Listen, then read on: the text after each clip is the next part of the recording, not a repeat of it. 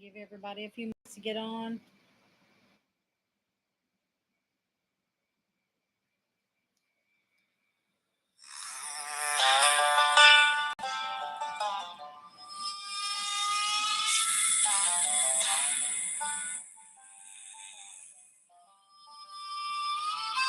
Shadows creep across the land, whispers in the wire. Systems rise to chain the soul, feeding on desire. They promise peace if you comply, bow down or fade away. But the word rings clear through the noise, don't take the mark that day.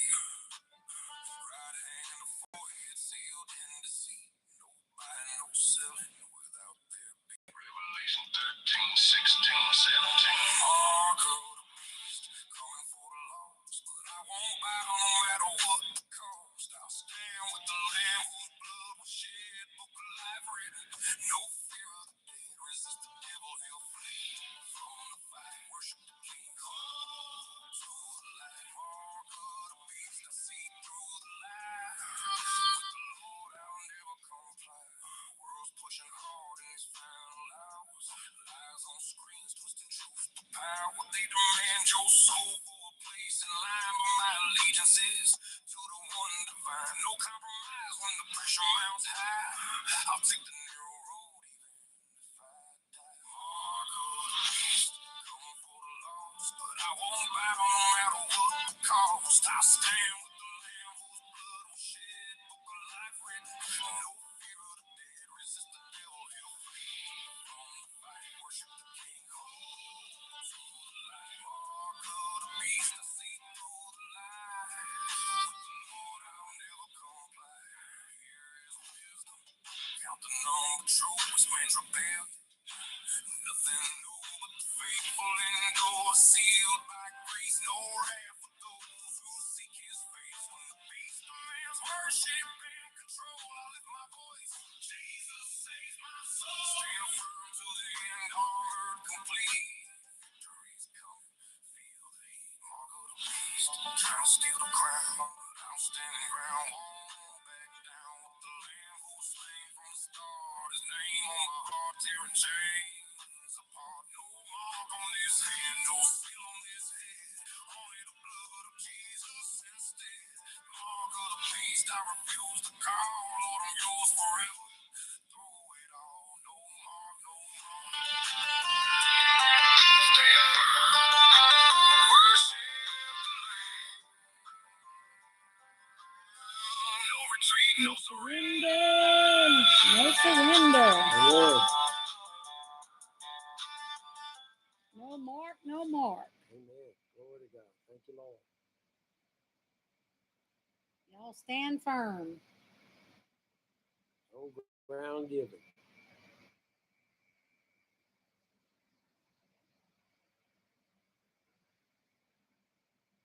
So today, we have some news for y'all. The first one, vaccines even more harmful than severe COVID. Millions of Americans at risk for cancer. I'll take a look at this. Pfizer's mRNA vaccine. I took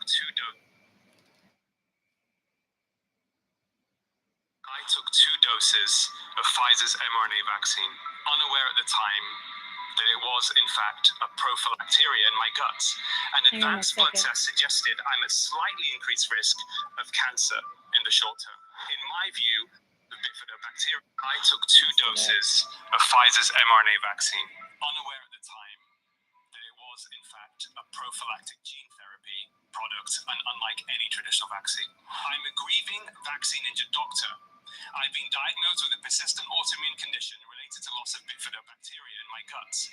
An advanced blood test suggested I'm at slightly increased risk of cancer in the short term. In my view, millions of Americans and millions more across the world may be in clear and present danger of suffering premature cardiovascular disease and cancer. Our next witness is Dr. Asim Malhotra. Dr. Malhotra is a multi-award-winning, internationally renowned British cardiologist. He served in an advisory role for health policy across governments, including as an ambassador to the Academy of Medical Royal Colleges and trustee of the King's Fund, a health policy think tank. He was ranked the #1 doctor in the world influencing obesity thinking. He was named one of the UK's most influential scientists. Dr. Malhotra. Thank you, Senator Johnson. In January 2021, indoctrinated with the unlikelihood of any major harm, I took 2 doses of Pfizer's mRNA vaccine, unaware at the time that it was, in fact, a prophylactic gene therapy product and unlike any traditional vaccine. Although I was at very low risk of serious illness from COVID-19 due to my age and perfect metabolic health, I was inoculated to protect my patients. As one of the UK's most trusted doctors, I was requested to appear on Good Morning Britain to help tackle vaccine hesitancy amongst high-risk ethnic minority groups. 5 months later, a personal tragedy triggered a complete U-turn in my perception of the vaccine. We were dealing with a medical product that was actually unsafe and defective. My fit and healthy 73-year-old father, honorary vice president of the British Medical Association, who also happened to be my best friend and last surviving member of my immediate family, died after suffering an unexpected cardiac arrest. Post-mortem findings revealed severe coronary artery disease, and subsequent published mechanistic evidence suggested that 2 doses of the mRNA COVID vaccine likely caused a massive acceleration in atherosclerosis, leading to his sudden death. In 2022, I published a 2-part peer-reviewed paper in the Journal of Insulin Resistance, calling for a moratorium on these unsafe and defective products. The most damning evidence was a reanalysis of Pfizer and Moderna's original trials. It determined a frequency of serious harm from the product that was 2 to 4 times more likely than being hospitalized with severe COVID. In my view, if the system had been more transparent, this prophylactic gene therapy would likely not have been injected into a single human being in the first place. Although there is now a multitude of high-quality research supporting those analyses, there's been predictable little to any mainstream media coverage, a symptom of the downstream effects of how big corporations exert their power by controlling the dominant narrative. I have personal experience with these downstream effects. Towards the end of last year, at the Reform Party political conference, I quoted Britain's most eminent oncologist, Professor Angus Dalgleish. He believes that the COVID mRNA vaccine likely played a significant role in cancers of members of the royal family. Predictably, I was smeared and misrepresented in the media. Even the British Prime Minister, Sir Keir Starmer, misled Parliament, suggesting that I claimed that all vaccines cause cancer. In quotes, "These dangerous conspiracies cost lives," he said. I also experienced public smears and attacks from influential sections of the medical profession. I'm a grieving vaccine-injured doctor. I've been diagnosed with a persistent autoimmune condition related to loss of bifidobacteria in my guts, and advanced blood tests suggested I'm at slightly increased risk of cancer in the short term. Looking at the totality of up-to-date evidence and what you've heard from eminent witnesses today, in my view, millions of Americans and millions more across the world may be in clear and present danger of suffering premature cardiovascular disease and cancer. Without allowing all scientists to debate this openly, without fear, we will not be able to identify who is most at risk and how these risks can be mitigated. When it comes to making money, multinational corporations have been diagnosed by preeminent forensic psychologist Dr. Robert Hare and law professor Joel Bacan as legal entities that fulfill the criteria for psychopathy. So it sounds like, a lot of people are suffering, y'all, and we don't even know how many more to come. Bill Gates has the money that pays on the boards of the Pfizer and the Moderna, the different shots, and they fund the FDA, the Food Drug Administration, which tells you if your medicine is any good for you or not, or your food. So it sounds like their boss is telling them it's good. Even if they don't think it's good, they're going to say what their boss says. So Pfizer and Moderna and Bill Gates is telling them it's good. That's okay. They can take it. I don't think so.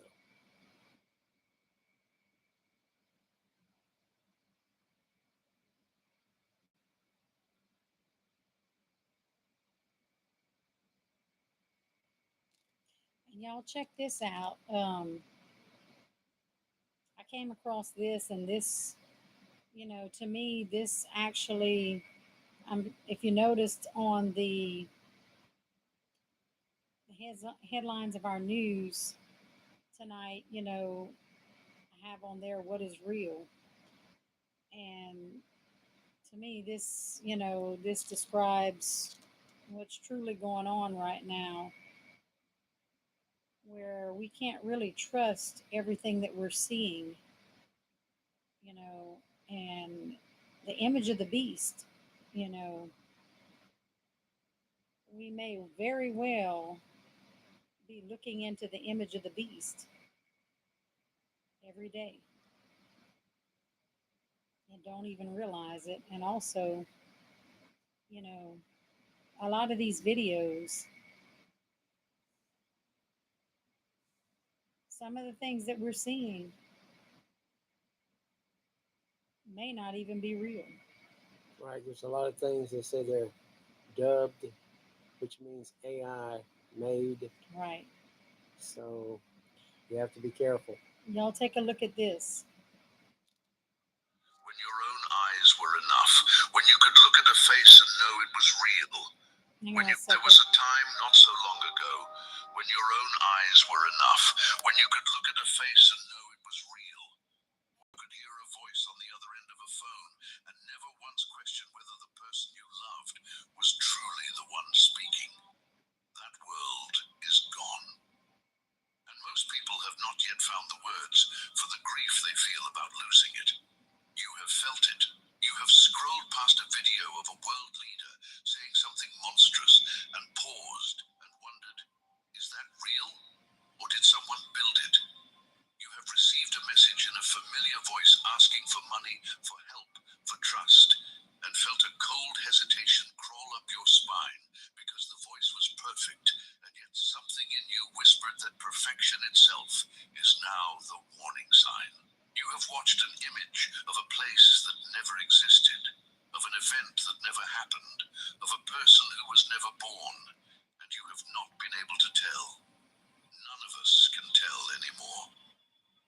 The ground beneath shared reality has quietly dissolved, and we are all standing on nothing, pretending we still know where the floor used to be.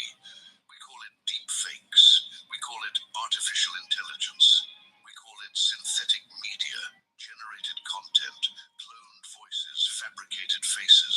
We give it clean technical names because clean technical names let us pretend this is merely a tool, merely a phase, merely the growing pains of a clever new machine. But strip away the vocabulary of engineers, and what you are actually living through has an older name, a far older name. A name spoken by a man who never saw a screen, never touched a circuit, never imagined a machine that could dream a human face out of nothing, and yet describe the exact shape of this moment with a precision that should stop your breath. Because 2,000 years ago, a prisoner sat in the ancient world writing letters to a frightened congregation, and he warned them that a day was coming, not a day of ordinary lies. Lies have always been with us. He warned of something categorically different, an age in which deception would no longer be an event that happened to you, but the very atmosphere you would be forced to breathe. An age in which the line between the true and the false would not merely blur but collapse entirely. And he reached for a word so heavy, so unsettling, that translators have wrestled with it for centuries. He called it a delusion. Not a lie, a delusion, a strong delusion, a deception so total, so enveloping, that the people caught inside it would not even know they were caught. They would believe the lie, and they would believe it was truth. Scripture reveals something here that the modern mind resists with everything it has. We want to believe we are too educated to be deceived. We trust our instincts, our fact checkers, our own intelligence, our ability to spot the fake. But the man who wrote these words was not describing gullible fools who fall for cheap tricks. He was describing an entire civilization losing its grip on reality at the same moment, and doing so while feeling more certain, more informed, more sophisticated than any generation before it. That is the terror hidden in the text. The strong delusion does not feel like confusion. It feels like clarity. It feels like knowing. It feels exactly like what you feel right now when you are absolutely sure something is true. Consider the implications of that for a moment. Consider that the most dangerous deception described in all of prophecy is not the one you fall for while afraid and uncertain. It is the one you embrace while calm and confident. And then consider the world you woke up in this morning. A world where you can no longer prove what you saw, where the photograph is no longer evidence, where the recording no longer testifies, where a child can be shown a war that never happened, and an old man can be shown a savior who was never sent, and neither of them will have any way to know. This is not a warning about the future. The prophecy already found its address, and the address is now. And here is what makes it so much heavier than a passing anxiety about technology. Every previous generation, no matter how much it was lied to, still shared one thing in common: a floor of agreed upon reality beneath the disagreements. Two people could argue bitterly about what a thing meant, but they could still look at the same photograph, hear the same recording, witness the same event, and know that at least the raw facts were real. Yeah, so we got to be careful nowadays. We need to really be, aware and Yes. praying, even praying about, what you're watching and what you're seeing. Yes, test the spirits. Whatever you're watching or seeing, you test it. You either ask questions or it says with one or two, the witness of one or two. Some way to witness one or two decisions or hearing or seeing. That's right.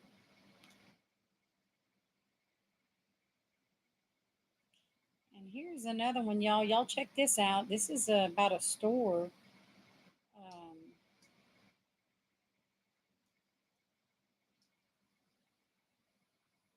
I think that is like ready for the no buy, no sell.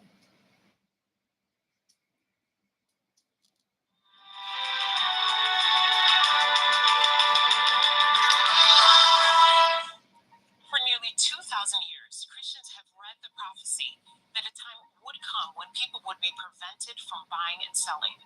For most of history, that seemed almost impossible. How could anyone control commerce on that scale? Today, technologies are quietly emerging, making that question much less hypothetical. Today, we're visiting Nourish and Bloom Market, an autonomous grocery store with no traditional checkout lanes or cashiers. To shop here, I first had to download an app, create an account, connect a payment method, and receive a QR code that grants access to the store. Disclaimer: while this isn't directly related to the Mark of the Beast system, it does raise an important question. If access to commerce increasingly depends on a digital credential today, where does that lead to tomorrow? Let's head over and see how the system actually works. At first glance, this looks like any other neighborhood grocery store, but there's one major difference. You don't simply walk in and start shopping. Before I could enter, I had to enroll in the system and receive a QR code that serves as a virtual permission slip to access the facility. Think about that. Without going through the process, I wouldn't be able to shop at this grocery store. Let's scan the QR code and see how the system actually works. As soon as I scan the code, the system knows that I've entered. From this point forward, every item that I pick up will be associated with my account. There are no checkout lanes waiting for me. There isn't a cashier who will scan my groceries. Instead, the technology does the work. One of the first things you'll notice is the number of cameras positioned throughout the store. They're positioned in the store not only for security purposes, but so that they will be able to surveil and track each and every one of the items that you purchase. This is a reason why there isn't a need for a traditional checkout system or a register. So Anna, I noticed that you just use this automated system. I would love to hear what your opinion is on using the system. Oh no, it's very convenient, very easy. So I didn't understand it at first, but it took like 30 seconds. Absolutely. And then I went and got what I wanted and done. So do you have any concerns about the system? I know sometimes people are a little fearful about, just the fact that they can't use cash and things like that, and obviously cash gives you some, ability to be anonymous. And now it's kind of like we're quote unquote in the system. Wondering what your feelings are on that. we're almost in the system. We are. And I never carry cash. So so this is convenient for me. And so yeah, I mean I think it's a little daunting. We're like, oh, what if there's a whole bunch of people in here? Is it gonna, track this right? But I feel like everything is tracked and it's not even a big deal, so. Interesting. And the reason why we're actually filming this is because coming from a religious perspective, we're Christians, right? And the Bible has told us that there's going to a time is going to come when we won't be able to buy and sell. And for us, when we kind of look at these systems, not that this particular system is directly associated with the mark of the beast system, but it I don't know definitely if I would shows us say it's how not directly the system can associated. develop I think where so. somebody could be prevented from being able to buy and We sell. think Just it wondering, is. how would you feel about that if someone says that you're not able to use this system We think it's to a be able part to of it. transact? QR code Yeah, number. I don't know. That's a very good question, but I really think it's a question I need to contemplate and think on. It's not like a one-shot answer, because there's so many different avenues, with that. And so, yeah, it's a deeper question. Absolutely. It definitely takes some time to kind of figure out.